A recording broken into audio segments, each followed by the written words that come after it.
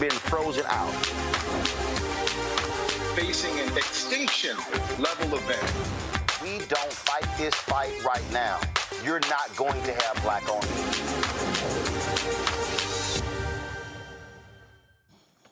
All right, folks, welcome back to Roland Martin Unfiltered. So you've constantly heard me talk about on this show how critically important black-owned media is, how critically important the resources that for black-owned media, how these things absolutely matter.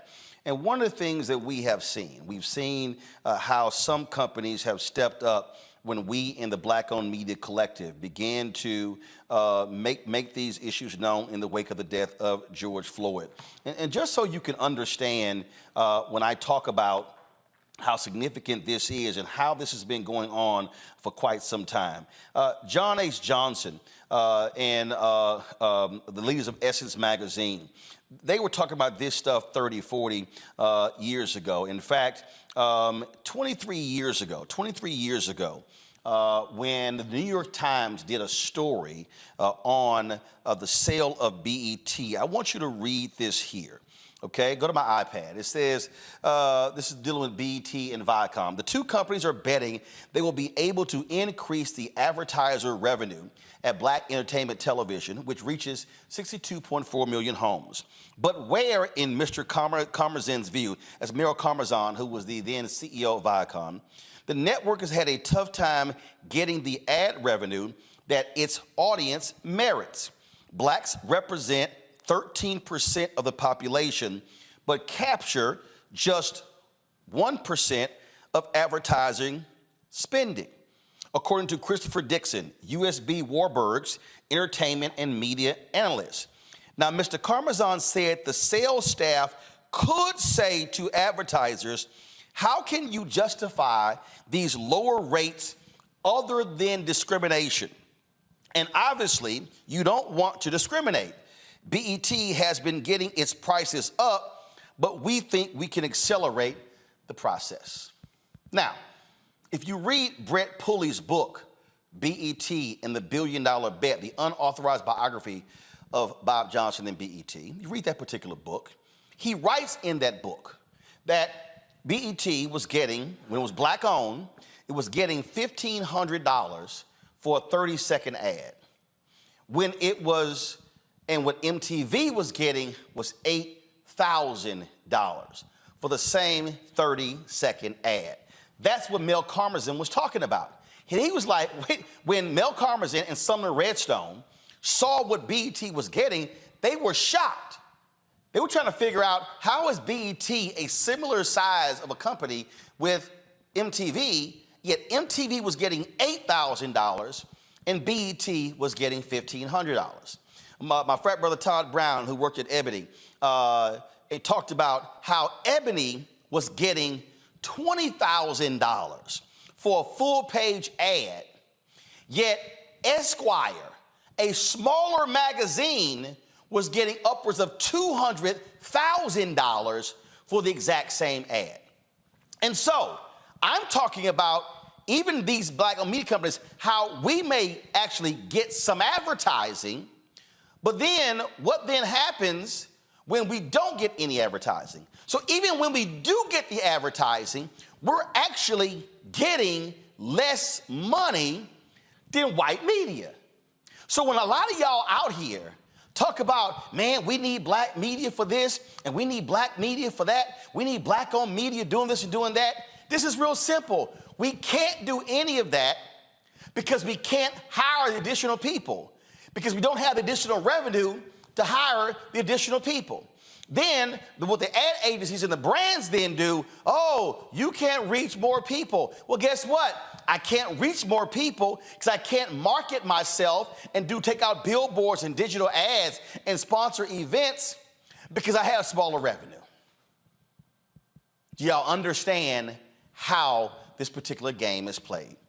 And so what then happens is, same companies, though, greatly depend upon African Americans buying a lot of their products.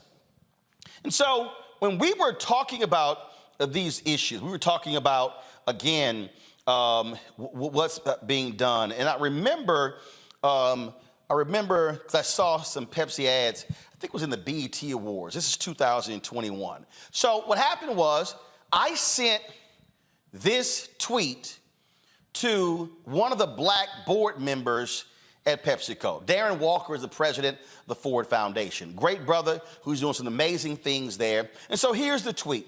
I said, hey, Darren Walker, would love to connect with you to discuss PepsiCo, because he's also on the boards of Square and Ralph Lauren, and their commitment to spending money with black-owned companies, especially black-owned media. Please drop me a DM. Never heard from Darren. I also sent Darren an email today saying I was going to be doing this segment.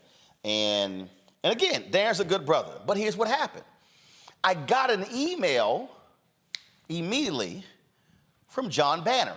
John Banner worked at PepsiCo. John is now over at McDonald's. We had a great conversation. John hit me up, and John wanted to facilitate a meeting. And so we did that meeting, and again, I'm going back in my emails here, and I'm checking to see. And in fact, so the email, don't show it, so the email went out on July 13th. And he said, I hope my email finds you well, safe and healthy. If I may, I wanted to follow up on your tweet below. Would you have time to connect? Sure. So we did that. And so we connected, we got on email, and then what ended up happening was we then did a meeting. And in that particular meeting, we met with a number of different people. Derek Lewis, who was the then head of multicultural for PepsiCo, Christina Tyson, who supplied diversity for PepsiCo, John Banner, the head of sports. I believe they had, the head of their foundation was on there as well, which I never understand. So let me just go ahead and say this as a side note, and I want y'all to understand something. We are a media company. I have New Vision Media. Under New Vision Media, I have Roland Martin Unfiltered. It's a separate company. Black Star Network is a separate company. This is a media company. I don't have a 501c3. But let me tell you what often happens with black-owned media. When we do these meetings, in the meeting, they'll have the foundation person or the diversity person. When they meet with Disney and Comcast, the foundation person ain't there. The DEI person not there. Do you know who's there? The chief marketing officer. Do you know who's there? The chief investment officer of the ad agency that represents them. That's who in the meeting. But what happens is black-owned media, we are treated like we're just this different animal as opposed to treating us like a media company. So, okay, so we took the meeting. So we began to have conversations, and so we had this conversation. Again, it's a great conversation. And so as I look at my emails that went through, there were some meeting requests that went through as well. In fact, I remember as I'm scrolling through, I believe we had a meeting that was in October of that year, and it was with some different folks.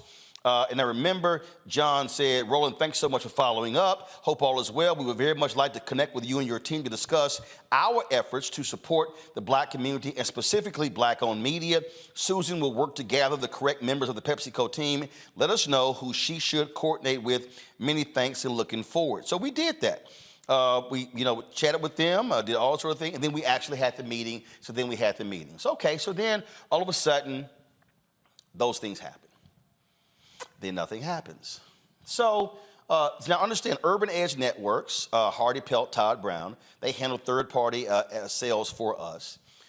And so they began to work on an initiative because they began to acquire some rights of various games with HBCUs. And so they began to talk to a variety of people, General Motors, P&G, PepsiCo, things along those lines. Well, they're embroiled in a lawsuit right now with the SWAT over that very issue. And in that particular lawsuit, I'm just going to pull it up here. This is I'm just going to show you the top of the lawsuit. So this right here, go to my iPad, is the lawsuit where they are suing Weber Marketing and Consulting and the Southwestern Athletic Conference and Charles McClellan, who was the commissioner. This is the Urban Edge Network. Now, in this particular lawsuit, they're suing them, claiming tortious interference because of some things that they allege the SWAC did, and Weber Marketing did. But I just want you to see this here. Go to my iPad. It says right here, number 36 on page 12. Within the last year, UEN instituted an oral agreement with Pepsico through direct communications and negotiations with Christina Tyson, Director, Supplier Diversity, Global Procurement, located in Dallas, Texas. Pepsico agreed to start advertising during HBCU games on UEN's streaming channel. Scott Finlow, Global CMO Food Service at PepsiCo, said the $50 million PepsiCo has put towards black-owned businesses over 5 years as a part of our company's larger commitment of over $400 million towards advancing racial equity, racial equality within the company, industry, and communities we serve. Based on negotiations between the parties, UEN expected to be a significant part of PepsiCo's growth initiatives. Full stop. Come to me now. Now, you see here he says PepsiCo, the $50 million PepsiCo has put towards black-owned businesses over 5 years. Okay, y'all, $50 million over 5 years. That comes out to be $10 million a year. Now, I'm going to show you something here that's going to blow you away. I need you to understand, because see, some of y'all who are watching right now, y'all are going, oh my God, that's amazing. That's wonderful. Go to my iPad. This right here is the close of business today of PepsiCo's stock. PepsiCo closed at $168.91 for their stock. I want you to see something right here. It's called MKT cap. See what that MKT cap, folks? That's called market cap. That means that PepsiCo as a company, its market cap is $232.52 billion. Let me say that again. It's $232.52 billion. 10% of that represents 232 million. 10% of that represents 23 million. You keep going down, the numbers get smaller and smaller. So when you talk about PepsiCo want to commit $50 million to black-owned businesses over 5 years, we ain't talking about a lot of money. Now, some of you may be saying, well, okay, Roland, you keep saying PepsiCo. Well, what's all of PepsiCo? PepsiCo is not just Pepsi. Here are the products that are under PepsiCo. Please show it. You see right here, Pepsi, Lay's, Mountain Dew, Doritos, Gatorade, Quaker. So when you go to the store, you're buying PepsiCo products. You see bubbly sparkling water, Ruffles, Cheetos, Mug Root Beer, Brisk, Nuts and Seeds. Keep going. Tostitos, Sierra Mist, Starry, Stacy's, Sobe, Propel. Keep going. Off the Eaten Path, Pastaroni, Pure Leaf, Pure Delicious Simply, Rice-A-Roni, Sun Chips. Keep going.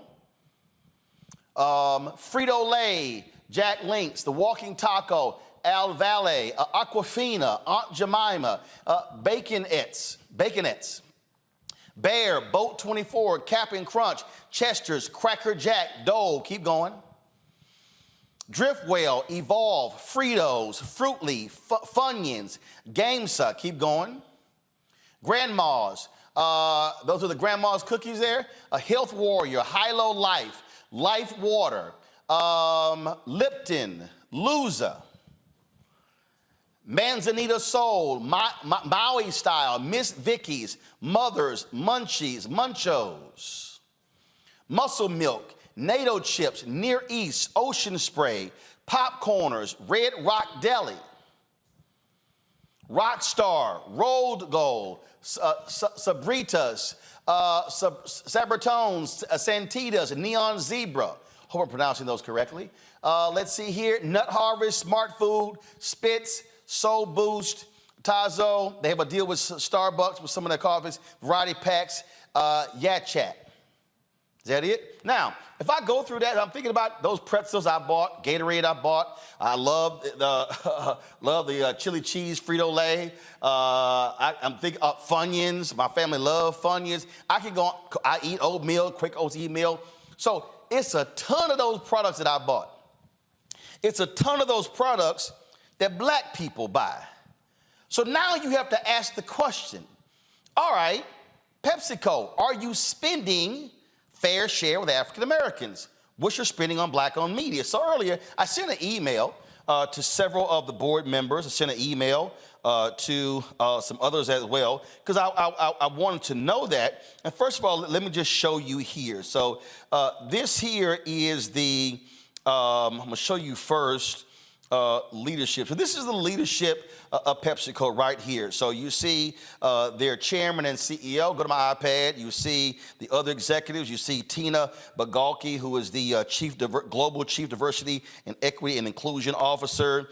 And then if I keep going here, and I keep going and keep going and keep going, and then finally, I get to, so hold up, I'm gonna find, what was the name here? Because that was a woman who was the CMO, Jane Walkerly. She's Executive Vice President, Chief Consumer and Marketing Officer.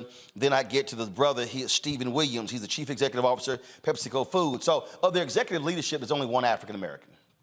All these positions. Okay, I got that. So then I go over here. So then I want to show you their board members, because this is also important. We talk about leadership. We talk about members of the board of directors. These things matter as well, because when we talk about leaders, and so here you go. So you got the chairman of the board. You got Segun Agbaje, is a brother who is with the CEO of Guaranteed Trust Holding Company. He is here. Then you also have Edith W. Cooper, who is the former executive vice president and global head human capital management, Goldman Sachs Group. You got other board members here. Then, of course, you have Darren Walker, who is with the president of the Ford Foundation. I see Cesar Conde. He's right here, chairman of NBC Universal News Group. And so all these people. So I'm showing you that. So they've got representation of African Americans on the board of directors, and that's critically important. It's great to have a CEO in Stephen Williams. That's important as well. But when we talk about African Americans in business, we're not just talking about black folks who are on boards and then black folks who have senior positions. We also are talking about being in the deal flow. We're talking about business being done. We're talking about spending being done. And I can tell you what has transpired over the last 2 years with us specifically has been nothing. Now, I had a call with Christina Tyson, and one of the things we talked about was that, because here's the deal, you had UEN with their lawsuit against them. First of all, Urban Edge Network is third party. They are their own company. I can handle my own sales. So I've done meetings with their ad agency. So I remember it was like a year went by. I was like, yo, I ain't heard from your people. And so all of a sudden we began to have those calls, and those things began to happen. And again, if I sit here and go through my emails here, I see lots of emails back and forth, and we're having this meeting and that meeting. And I'm literally sitting here going, meeting set 9/23, and then I'm sitting here seeing stuff. I'm seeing stuff in January. I remember when that was an issue with the black farmers. We reached out, and PepsiCo got a statement from them. I remember, again, when we had an additional meeting with the PepsiCo folks in April of 2022. So we had that, and then all of a sudden, so it's April of 2022. Then guess what? Nothing was happening. And so then I began to say, okay, fine, what's happening? And so begin to reach out to folks, and I began to go through here and different activations and things along those lines. And then I'm looking here at my email here, and that was on November 11th, 2022. That was a meeting I had with, it was an email, Christina Tyson, Katie Hannafy, their media folks, and guess what? We had a meeting set up, and then of course I see November 11th, and then all of a sudden, and then we have, here we go. And so You see right here, if you go to my iPad, it says objective, PepsiCo team to learn about Roland's non-news media opportunities. Come back to me. Why is that important? It's because what often happens is these companies will say, hey, we don't buy news shows. We don't buy news shows, so therefore, we really can't do your show. Well, that's not a problem, because guess what? We've done major deals, 7-figure deals with Coca-Cola. We've done customized content. We've done deals with Procter & Gamble. We've done deals with General Motors. So we've done deals with major companies. So right now, we have a 7-figure deal with McDonald's. So there's no other major, let me be real clear, y'all. You don't get bigger, and we've done stuff with Apple. So we've done customized content deals with Apple, P&G, Coca-Cola, McDonald's, General Motors. 5 of the biggest brands in the world. So there's no excuse. That was November 2022. Well, guess what? Nothing happened. Nothing goes on. I literally said, I remember November 8th, 2022, I hit Christine. It's been 3 months we've seen anything. And then all of a sudden, here we are in November. Like, what's up? January or February 2023, I do a meeting with their people. Again, nothing. I see their folks at Essence. I meet the new brothers of Old Multicultural. He said, hey, we need to get together. You're absolutely right. That was July. Nothing. I see one of their folks at InvestFest in Atlanta. She's like, hey, our people need to get together. Says, hey, guys, you need to get together with Roland. That's in August. Nothing. So here we are in the last quarter of 2023, nothing from PepsiCo. I sent their various executives a question. I sent them emails earlier asking them, and I sent this to their Chief Diversity Officer, CEO of North America Beverage, CEO of North America Packages, as well as their CMO. And I asked them a series of questions. I asked them, and what I wanted to know from them, and this is exactly what I said. I said, what is the annual marketing advertising spend of PepsiCo? Please provide numbers for 2020, 2021, 2022, 2023. What is the total black-owned media spend? Do you have an established goal of what you desire to spend with black-owned media, 1%, 2%, 3% or higher? What is the total spend of contracts from PepsiCo? And what is the percentage and dollar amount with black-owned companies? Thanks a bunch. Look forward to hearing from you. Why am I asking all of that? I'm asking all of that because, folks, these companies want black consumers to keep buying their products, but they do not want to then invest in black-owned businesses. I had Mark Morial on here, and we talked about the 5-year, $10 million initiative they had with the PepsiCo Foundation to stand up black restaurants. I absolutely support that. We talked about the initiatives that PepsiCo had trying to drive $100 million in receipts to black-owned businesses over 5 years. I support that, even though they can't track it, and that's coming from one of the members of their advisory committee. But here's the reality. If PepsiCo is spending $3 billion annually on advertising and marketing, and if PepsiCo spends just 5% of their marketing advertising budget with black-owned media, that's $150 million a year. Over 5 years, that's $750 million. So if I compare that comment that was in the UEN lawsuit, if they were trying to spend $50 million over 5, and in the advertising space alone, you could spend $750 million over 5, don't you think that changes the look and the face of black-owned media? Do y'all now see how we are being starved out of business by not being able to get resources? I see ads everywhere. I see ads on mainstream media. I see PepsiCo ads on black targeted media. But what about black-owned media? I reached out to several of my friends in black-owned media. Do y'all know that Butch Graves' dad, they were PepsiCo bottler for about 20 some odd years? They haven't had any PepsiCo advertising in at least a decade. I reached out to my folks at Rolling Out, Munson Steed, nothing. I reached out to Ben Chavis, head of the NNPA, the Black Press of America, advertising, nothing. Shall I go on? I reached out to, so these are black-owned media companies, nothing. Now, PepsiCo does business with Revolt. They got a great deal with them, but this is not about one black-owned company getting advertising. I'm not just concerned about me. Oh, by the way, I dropped by the NABOB, National Association of Black-Owned Broadcasters Convention, ran into The ad folks for Urban One, Radio One, TV One, Pepsico, nothing. So now I'm curious. If it's not Black Enterprise, if it's not Urban One, if it's not NNPA, if it's not Black Star Network, if it's not, who else y'all spending the money with? Because we're not talking about a number of larger Black-owned media companies. When we challenge these companies, when we challenge General Motors, who haven't spent a dime with us 2023, even though I made clear last year I wanted a multi-year commitment, and they not even tell us what they're going to spend in 2024, guess what happened? We found that all these companies were spending 1 or less than 1% with Black-owned media. And because of our pressure, all of a sudden they start making commitments. Oh, we're going to do 2 and 4 and 6 and 8. But had we said nothing, we would still be getting 1%.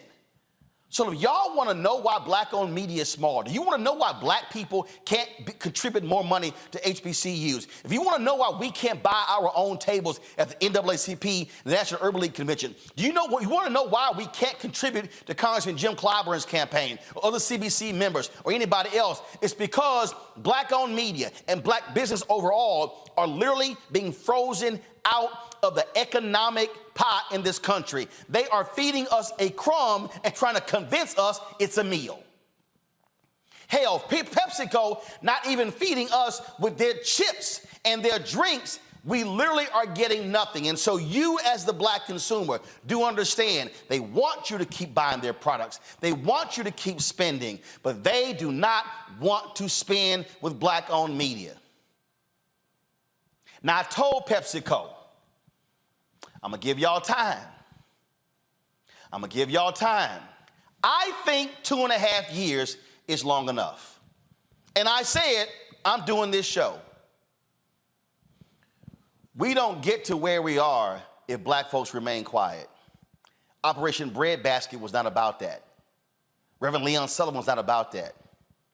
And I'm telling y'all right now, and let me be real clear, I have absolutely nothing to lose. Because they gave me no money 2 years ago, no money last year, no money last month, no money last week, no money yesterday. And this is not about, oh, Roland, you just want to get some money. Here's the deal. I can't hire more reporters.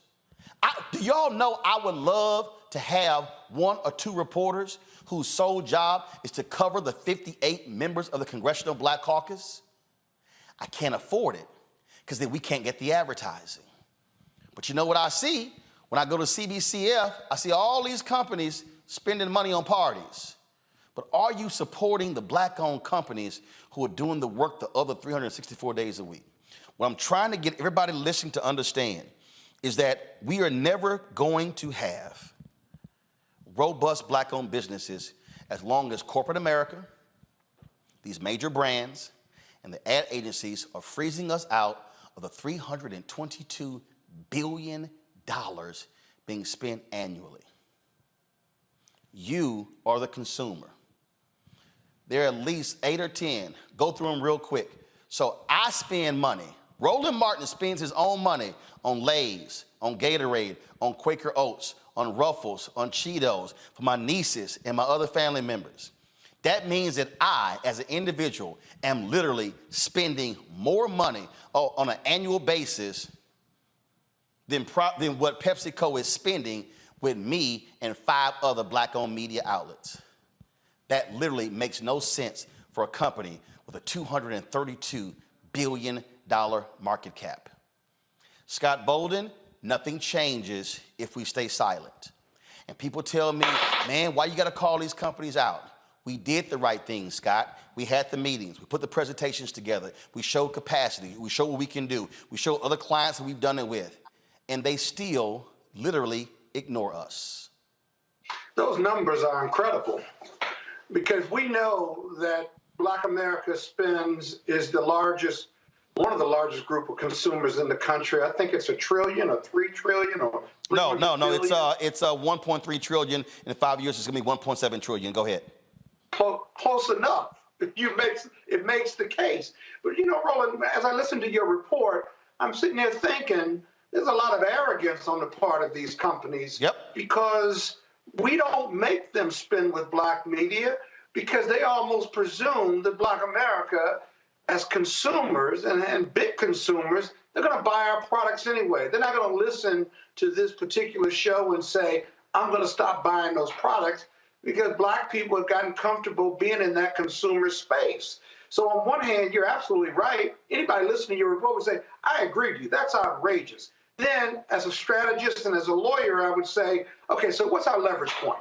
How do we compel compliance or compel just some leverage on making them spend more with Black media simply because Black people consume their products? Well, Scott, I tweeted this out yesterday. I'd love to get your thoughts, Robert. I said there are two ways to impact these folks: class action lawsuit and boycott.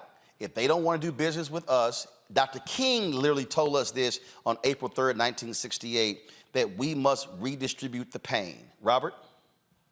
Well, I think particularly with PepsiCo, we might need to be boycotting that in general because of diabetes and everything else and heart disease. I think we need to boycott a lot of those products just off top. But you're completely correct, Roland, and we have to start exercising economic power. Not only should we be looking to divest from people who don't invest with us, but we need to be investing in Black-owned businesses within our own community to grow them to such a size that they will be able to have the capacity to invest into Black media. You have to create an entire circle, entire ecosystem around this. There are plenty of Black-owned soda companies in this country, small mom-and-pop shops that you can order on Etsy that would love to grow, and they would love to have the opportunity to have those dollars that we are giving to PepsiCo every year. There are plenty of potato chip companies around here that are made out of people's kitchens and sold at farmers markets on the side of the road that would love to have the support of the Black community to get behind them. There's not enough simply to tell people who we aren't going to spend money with. We have to vote with our dollars and start supporting people in our own communities, grow those businesses up, and then we're able to create the economic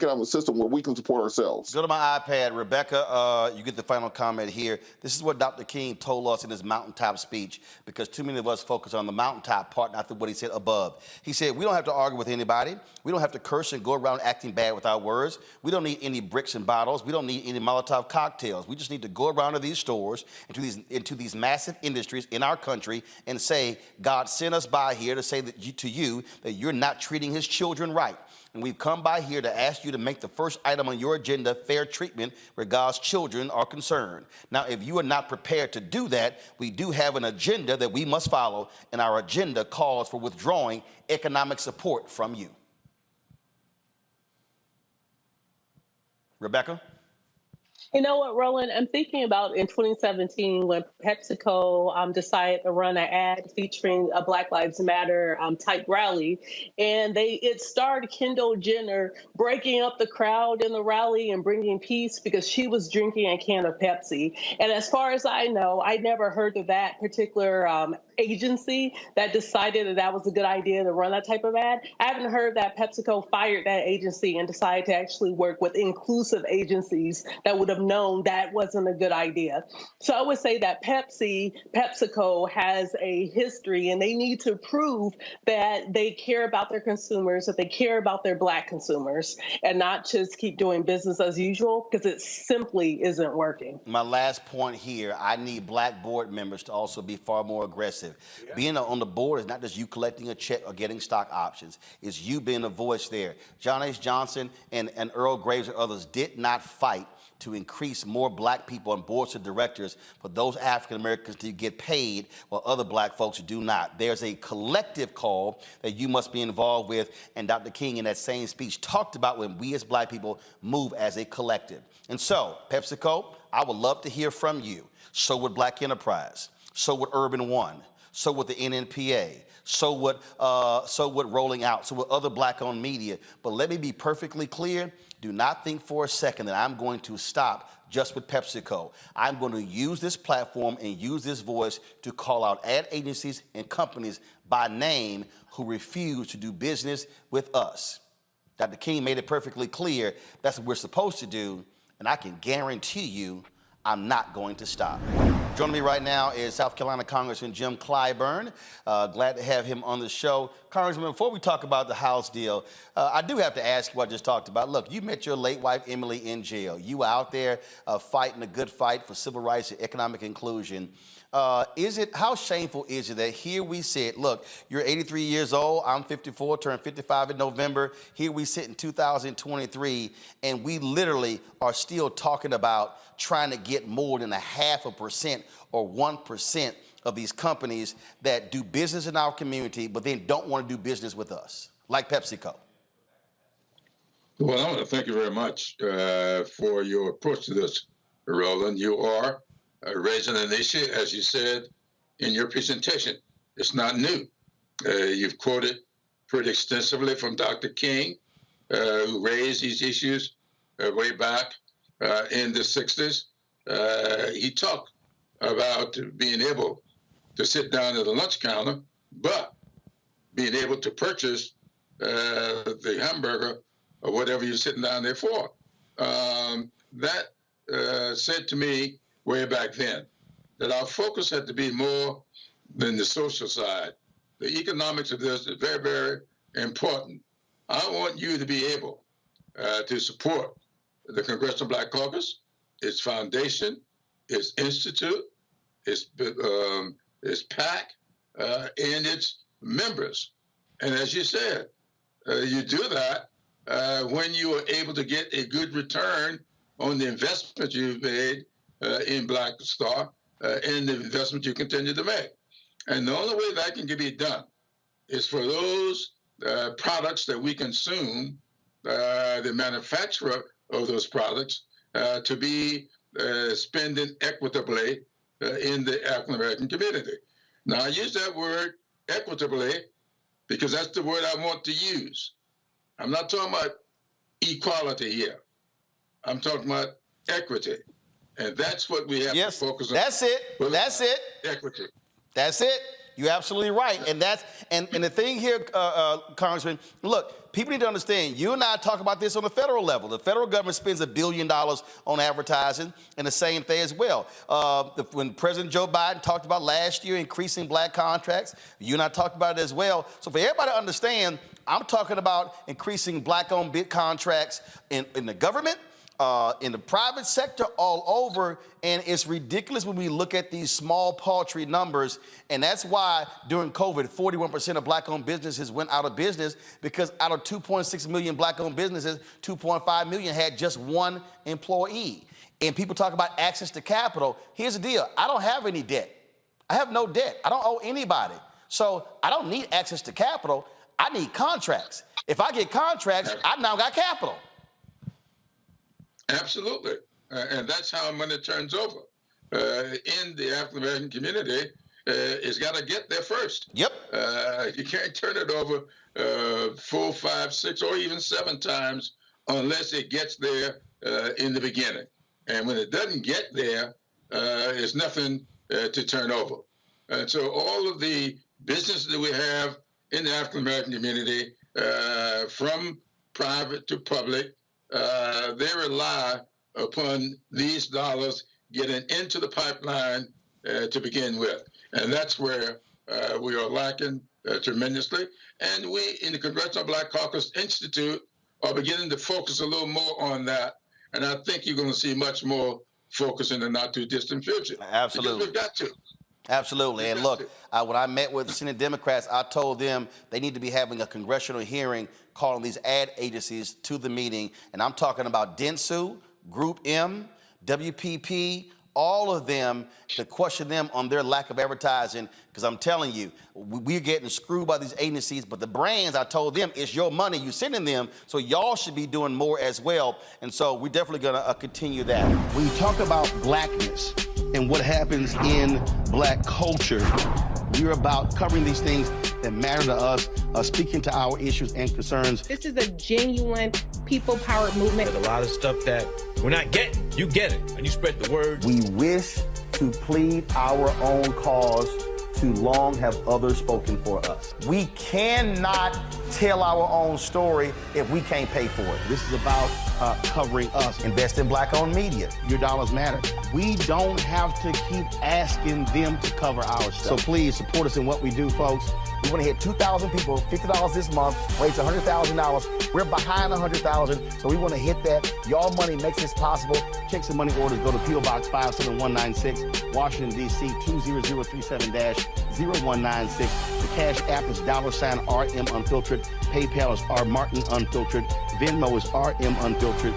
Zelle is Roland at RolandSMartin.com.